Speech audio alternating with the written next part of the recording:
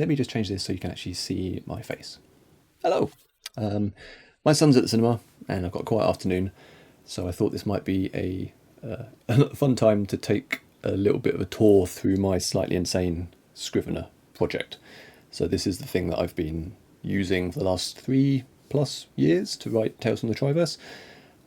If you're watching and you have absolutely no idea who I am or what's going on, let me just explain. So this is my newsletter, Write More with Simon K. Jones, where I serialise my fiction. So there's a new chapter every week.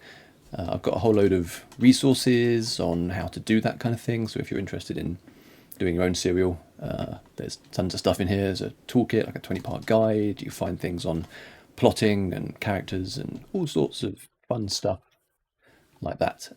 What we're talking about specifically, though, is Tales from the Triverse. So this is the serial that I've been doing since September 2021, I think. This is a slightly mad science fiction, fantasy, crime fiction mashup, which was basically me not being quite sure. I wanted to do a sci-fi story, I wanted to do a fantasy story, kind of wanted to try crime fiction because I hadn't done it before, so I thought I'd just mash them all together into something that let me flit around however I wanted. This has been serializing with a new chapter every single week since 2021, and the way I do serials is that I write and publish as I go. So if you listen to someone like Eleanor Anstruther, she strongly advises anyone who's interested in serialization and hasn't done it before to write the whole manuscript, get it all sorted, and then serialize. And I completely agree with her. That's definitely the most sensible way to do it. Doesn't really work for my brain. So a part of the reason I fell into serial publishing is knowing that there's readers, even if it's like one reader, knowing there's someone out there who wants the next chapter is what actually gets me back to writing on the page. It's like a mental trick. If I don't have that and it's just on my hard drive or in a notebook or whatever, then I can just put it away and not work on it for 6 months and I'll forget all about it. And no one will know. But as soon as you publish a serial and it's out in the world, then suddenly you have to actually get on with it because there's people waiting. Even if it's one person, it's enough to get my brain ticking. So you can see that the way it works on Substack is I've put it together into these storylines. It's been multiple seasons. It's been going on for a long time. It's a big old serial. It's going to be concluded this year, I promise. I feel like I may have said this like previous years, but it's actually going to finish this year. You can jump into like a random story if you want, or read it from the start, and it all kind of flows together. So a lot of these stories are semi-standalone, but if you watch the whole thing, it kind of all ties together. It all rhymes, as George Lucas would say. And in terms of how it works on the newsletter, like if I jump into one of these stories here, this is how it's presented on the newsletter. So you get like part one, you can read it, and then at the end of this part, which would be 1 week's worth of chapter, you then get the next chapter the following week, and so on. It's free to read. Just get it into your inbox and off you go. So that's enough preamble. I think that makes sense. If you're not reading it and you're interested, then just head over. It's simonkjones.substack.com. But what I want to do today was inspired by this. So over on Blue Sky, Kieran Gillen, who is an amazing amazing writer. He mostly does comics. I knew him from his video game journalism days way back, and then he shifted over into doing comics, and everything he's done is absolutely amazing. But he posted this screenshot of his Scrivener setup for his latest comic series that he's doing called The Power Fantasy, which is very, very good. Highly recommend it. And he stuck this thing up, and it was like just a screenshot of what his project file looks like. With, you can see on the left he's got the entire structure of the thing. On the right, in the middle here, he's got the actual script, and then far off to the right is a bunch of notes, which can be quite extensive. So I was like, that's interesting. Scrivener is a product that I couldn't write without it, but I know a lot of people find it like it has a very steep learning curve, or they're not really sure why they might want to use it or how it could be useful. So I thought I'd take a leaf out of Kieran's book and show my Scrivener project file kind of warts and all, I suppose. So I'll stop waffling and get on with it. Here we go. And I should say I can see the chat, I think. So if you have questions as we go along, stick something in chat and I'll keep an eye on it on this screen over here. If I'm looking over here, it's because that's another screen where I can see the chat. So hello to people that have joined. A few familiar faces in there. But yes, Scrivener. So here we go. This is the project file that I've been working on for 3+ years. There's a lot of stuff in here. Triverse itself is just approaching like 340,000 words, for which I can only apologise to people that are reading it. But in here, there's also like 20,000 words of plotting and planning and world building and what have you. Again, I'm not like a maximalist person. I'm not saying you have to like write all the words in the world. In fact, like short things can be really good. Like short stories, amazing. That's what I'm going to do next because I'm very tired. But yeah, keeping all of that together, especially when I'm writing week to week, new chapter each week, I have to get that out no matter what. Keeping track of everything and knowing what's coming up is really important. So I think it'd be really hard to write a sort of live serial if you were completely making it up as you went. If you were just pantsing it and week to week just deciding what should I do now. So I always have a pretty good sense of what's coming up. And Scrivener is what helps me like actually wrangle that. So let's explain what this is. If you use Scrivener, actually stick something in chat and just so I get a sense of like who uses it, who doesn't, who has absolutely no idea what the hell it is. But yeah, just as a little guide for anyone who doesn't use it and has no idea what's going on here. On the left, we have the binder. This is kind of where all the files are kept. It's just a way of organising all the materials. In the middle, I've got the area where I write. That's basically exactly like any other word processor. And then on the right, there's a bunch of metadata that is associated with this particular document, this particular chapter.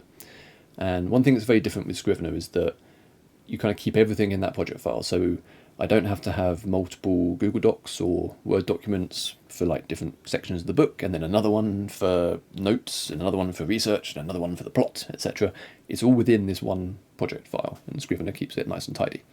Erica. Yes, I'm glad to see you use it. So let's open this up and explain what is going on, because this looks fairly simple at the moment, right? So we've got the manuscript. That's the text itself. We've got some characters, places, front matter, back matter. And then we've got notes, research. All kind of makes sense so far. So this chapter here, the Koth Part 1, this is one of the very early chapters. And if we open up the manuscript, you can see that it's split into these parts. This can be whatever you want. For Triverse, it's kind of split down by year. The story progresses like by years as it goes along. And if we open up this folder here, you can see here we have the Koth Part 1. So this is this particular chapter. And all of these are separate chapters. In the way I did it, like each one of these basically represents a newsletter. So each one of these went out on my Friday newsletter at some point in the distant past. And you can come through all the way. I'll open this one up as well. These are chapters that have gone out like this year. Well, mostly this year. So if you're reading Triverse, you'll recognise some of this stuff. Like we just had the big heist storyline where they had to steal an item from an orbital space station museum. That was fun. And the last flight of the Beagle with the big spaceship chase and crash landing is what just went out. Call to Arms down here. If I switch over to that, this is the chapter that published on Friday. So yeah, everything is in one place, and you can see that it's really easy for me to like jump around. So rather than having a big, massive kind of Word document that's just got everything in it, or several documents, I can be writing the latest chapter, and then if I'm like, oh, hang on, what did I say about this particular character, or when did this other character appear? So I mention an ambassador, and I know that they were introduced in the Ambassadors Part 1, which was written in 2021. So, my memory is a little bit hazy on this, but it's right there, and I can just hop around. And then you can do stuff in Scrivener like split the screen like this. So I could have the ambassadors on the left for reference, and then on the right, flick back to a Call to Arms, which was the chapter that I most recently put together. So you can there's all sorts of other things you can do in terms of like pop-up windows and what have you. just to keep track of what you're up to. So that's the structure of the manuscript, and there's a lot of words in there. What I tend to do is make placeholder chapters ahead of time. So I've just finished season 4, so that's why it kind of stops here. But I can make placeholders even if I haven't written them yet. So if I was writing Deep Breaths back here, these chapters would have been partly already in the structure in Scrivener, so I can see what's coming up, and that's really helpful for knowing plot points and character beats that are coming up, so you can kind of foreshadow those if you want, even if you haven't written it yet, which is really hard to do in a live serial because you can't go back and edit that stuff back in like you would with a normal novel writing process. I also, if we look over here, so on the right here with the metadata, so we've got our chapter here, a call to arms, the most recent one I wrote. We have some general information here, but if I switch to this, you have a little synopsis, and this is where I put down, what is this chapter going to be? That's sometimes something I work out as I'm writing it, in the week when I'm writing it. Sometimes it will be notes that I put in way ahead of time, so that when I get to that chapter, those notes are there, and I know that there's certain things I want to hit. You can see there's stuff in here, not just about plot points, but it's about what is this chapter about? Little notes and thematic or atmospheric notes, that kind of thing.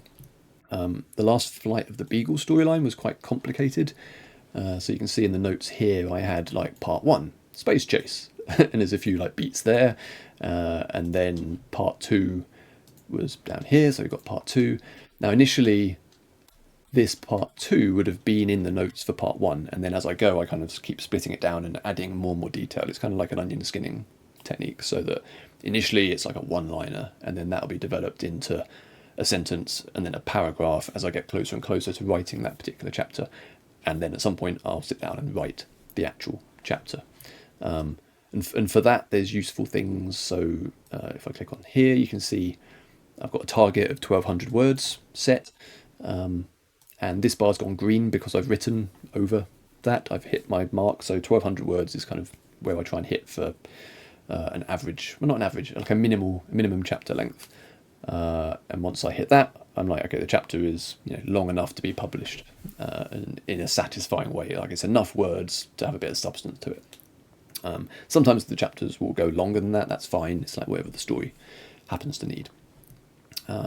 So yeah, that's kind of the writing process, kind of week to week, if you like. And Scrivener makes it really easy to keep track of all this stuff. I'm going to switch back to the single view so it's a bit easier for you guys to see. So that's the manuscript. So that's like the meat of the book, if you like. That's where the actual text is. There's loads of other stuff in here as well. So let's have a look in the research folder. And like I said, there's a lot of words in here as well. So because Triverse is ostensibly crime fiction, although it's speculative fiction and there's magic and there's dragons and spaceships and what have you, I had to work out a lot of stuff ahead of time so that the crime fiction aspect worked, because it's really hard to have detectives solving a crime if you haven't established what are the limits of magic, what are the limitations of the technology. Because if you don't work that out ahead of time, you can kind of just make it up as you go, and then that breaks that sort of delightful thing that crime fiction has, where you can, the reader can try and figure out what's going on ahead of time, and it can feel like a bit of a cheat. So I realised, I need to work out all this stuff before I even start writing a single chapter, and that all went into here. So this research folder in Scrivener was expanding over the summer in 2021, long before I actually started writing the chapters themselves. And the lore folder is where most of that is. So in here you can see there's a fantasy world, a sci-fi world, a lo-fi world, which is basically 1970s London. And inside of each of these folders, there's then separate documents for technology, economy, religion, geography, culture and society, politics and language. And each of the worlds, if I open this one up as well, you can see each of the worlds has those documents. And that was kind of me trying to figure out what are the pillars to define a society without having to go into ridiculous detail, but what are the things I absolutely need to know to understand how this particular culture works. And I worked that out for all three. And if I jump onto the technology for the fantasy world, that's where we have stuff about how the magic works, because that is their technology. If we go into the sci-fi world, that's where we have stuff about space travel and longevity treatments and AI and that kind of thing. So it was working out all those little details so that I understood how this worked together. Triverse is, by you might have guessed from the name, it's kind of portal fiction. So there's interactions between these three different worlds, and I had to understand what those worlds were before I could write it. So again, it's all kept within Scrivener. I don't have to go somewhere else or figure out where my notebook is or anything like that. And that's where I kept that all nice and tidy. And then there's some other documents up here. So there's something called the joining. This was figuring out the moment when the portals opened and connected the worlds together. There's a much bigger document, which is this kind of timeline that worked out, the 200-year period between that happening and then the start of the story. Lots of little details. Like anything that came to mind, I'd be like, oh, I can write a little note down. It's exactly like having index cards or paper notebooks or however it is you keep notes. But what I like with Scrivener is that it keeps it in that one place. So anything to do with Tales from the Triverse, it's here. And there's a pretty decent search function as well. So if I want to search appearances by a character, perhaps, or terminology or something, I can quickly search and it will search the manuscript itself, as well as the research and background materials. It's very handy. Lots of stuff up here, title ideas. If we go in here, there's all sorts of title ideas, many of which are absolutely terrible. But this was me just trying to figure out what the heck is the title of this thing. Because with a serial, you kind of have to figure that one out ahead of time so that you, with chapter 1, can start promoting it and calling it by whatever its name is. Whereas ordinarily with a novel, you could leave that to the end if you wanted, and that would be fine. So yeah, what else do we look at? Let's look at the characters folder, because this is really important as well. So with a serial, and particularly one like this where it's an ensemble cast, I suppose there's lots of characters in here. I had to have a kind of shorthand for figuring out how characters work. So if we look at the SDC squad, so this is basically the main characters who are a specialist division of the police, the Met Police in London, who are tasked with solving portal-related crimes. Anyway, that's not important for right now. But what we have is these little character profiles. So if I jump, who should we look at? Let's have a look at Yannick Clark, because everyone likes him. So in here we have a little table at the top and then a little bio. So this is very kind of low detail, but there's a little bit of bio stuff. We've got a line here for a conflict, like what is this background conflict that can be running and motivating him? What's his main arc? And up here, I don't know if you can see this on the stream, but for each of these rows, one of the things, left or right, is highlighted. So this is a quick, at a glance, what is his personality like? So he's altruistic, he's fairly passive, he's honourable, he's disordered, he's a right old mess. He's a skeptic, he's restrained, he's inquisitive. This can change over time, but it's a starting point for who is this man? How does he talk? How will he react to different situations? And everyone has that. So if we go to Kaminsky, he's slightly different. He's a more selfish character. If we go to Nisha, there's some pictures in here as well. These were made in MetaHuman, which is like a game engine thing, but it's quite good for doing character mock-ups. So yeah, very different setup here, more aggressive, more fervent. So yeah, that's how I kind of start off with characters. And then obviously they then blossom and become their own thing over time. But this is useful for when you start writing a serial and you're like, I've not really met these characters yet, so I don't know who they are, but I have to write them. And it creates a kind of consistency until you settle into the book and figure out who they are and what makes them tick. And then there's other folders for other characters that have appeared over time, just kind of keeping that stuff all together. What else have we got? Yeah, back in the research folder. So episode ideas is interesting. With Triverse, I wanted it to be a kind of anthology series for most of its run, so you can kind of hop in on any particular story, or if you skip a few, it doesn't really matter, because they're like a police procedural TV show. Basically, you can watch an episode or read a particular storyline, and it's about a case, detectives investigating that particular case, and at the end they solve it, or there's some sort of resolution. And for that, I then had this episode ideas folder. There's still a load of stuff in here that has not been used. I didn't have to use all of them, but in the completed ideas folder, you can see stuff in here that has actually turned into chapters in the story over time. But it's just some of them are just tiny little notes. Some of them are things where they've got like a few paragraphs attached to them.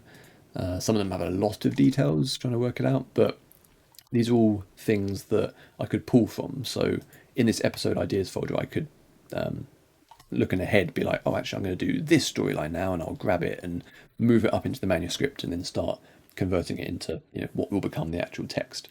But I always had that list of ideas to pull from, so that I wouldn't suddenly hit a week or a month and be like, I don't know what to write, because you don't want to have that when you're doing a serial. That would be stressful. In the plot folder, and I'll try to avoid going into anything particularly spoilery, just in case anyone's watching this who is actually reading the book.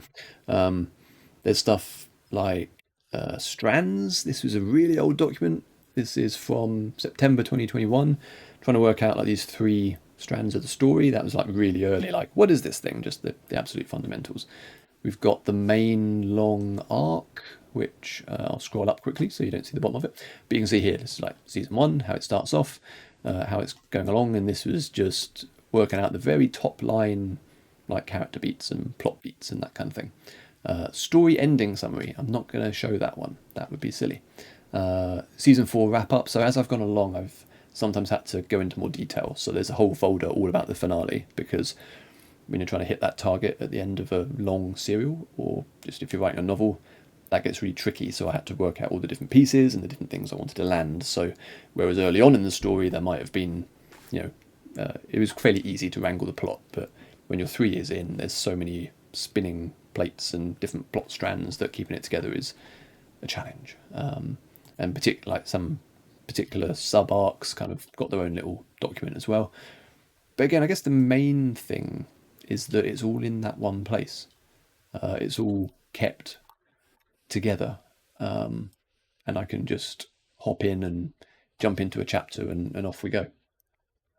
Which there's other programs that do bits of this, but Scrivener's the one that I've ended up gravitating towards, and I don't think I could write serials in the way I do without it, because if I had research over here and then some stuff on paper and then various Google documents or what have you, it would be difficult and stressful to find all the information I need. Whereas with Scrivener, it's always right there, and I can just quickly hop around within the project, find what I need, and that helps maintain continuity, avoid plot holes, and generally reduces the stress of writing a serial. I think for something, particularly if you've got like a fairly complex plot, or at least you've got a lot of stuff going on, I think it's invaluable, really. I can't imagine writing without it, and yeah, that's where I'm at the moment. There's loads of other stuff it can do, like you can export PDFs and create like little ebooks and that kind of stuff. And if you want to get really advanced, you can look at stuff like this, where you've got like a cork board and you can move things and shuffle them around. I've done that a little bit when trying to work out particularly complex plots. You can look at all sorts of like metadata, and if you're someone who likes spreadsheets, that's all in here as well. So really, it's whatever you want. If anyone's got any questions, now's the time to stick them down in the chat. But yeah, that's kind of me and Scrivener. I've been using it for 10 years now. So I had Scrivener 2 back in the day, and this is Scrivener 3. You can get it on Mac or PC. I'm not sponsored by Scrivener. I probably should be, because I go on about it all the time. That would be sensible. That would be a sensible thing to do. But yeah, it's very useful. And in terms of that kind of learning curve, like if this looks a bit complicated, for example, like you don't have to use the features until you need them. So you can basically use it just to like put one chapter after another, use this as a standard word processor, and off you go, and it's nice and easy. But yeah, if you want to dig in and go crazy, there's all kinds of features in there, loads of which I don't use. It's one of those toolkits that will adapt to whatever you need. So yeah, that is Scrivener. And this is me testing out Substack's new live streaming, where you can actually stream your desktop and do interesting stuff like that, which is quite handy. If you want to check out any of this, then you can, if you're not watching this on your phone, you can point your phone at that. If you are watching this on your phone, you can't do that, because that would be weird. but you can just search for me on Substack or go to simonkjones.substack.com and you'll find all of my stuff. And yeah, if you think of any questions after this finishes, then you can head over there or find me on Substack Notes. And I like talking about this stuff. I witter on for ages, basically. So if you're not interested, don't go anywhere near me because you'll get bored. But if this is your kind of thing, let's have a chat. Okay, thank you for watching. I hope that was interesting, and I'll see you at some point in the future. Okay, have a good rest of your weekend. Bye-bye.